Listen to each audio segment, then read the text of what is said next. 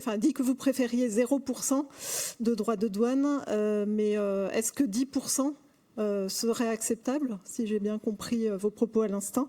Et donc, quel est le contenu de cette contre-proposition américaine qui a été faite?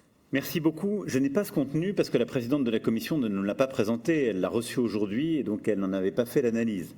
Elle nous a présenté l'état de ces discussions en cours et chacun a pu réagir et donner ses lignes. Il y a une très grande convergence.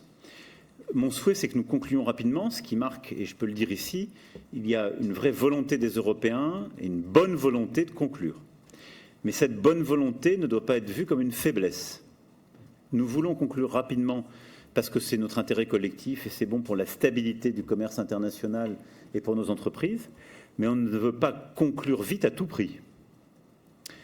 Si à la fin, le choix des Américains était de garder 10% de tarifs sur notre économie, il y aura immanquablement une compensation sur les biens et produits qui sont vendus par les Américains sur le marché européen de ces tarifs. Et donc le prélèvement qui est fait sur nos industriels donnera lieu à un même prélèvement qui sera fait sur leurs industriels. Parce que sinon nous serions naïfs ou faibles ou les deux à la fois. Et nous ne sommes ni l'un ni l'autre. Donc je ne peux pas vous donner plus de détails parce que je n'ai pas le détail de cette proposition, mais j'ai eu l'occasion d'échanger avec le président Trump encore aujourd'hui. Je lui ai redit notre volonté de trouver un accord. Et un accord entre alliés, dans le moment géopolitique que nous vivons, c'est un accord qui est respectueux et juste. Parce qu'il n'y a pas de bon accord qui blesse l'autre.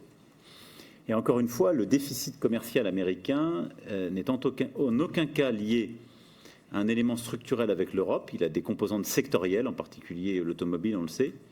Et le déficit commercial américain plus largement est lié aussi à la politique chinoise de surcapacité, qui est plutôt notre gros sujet à régler ensemble.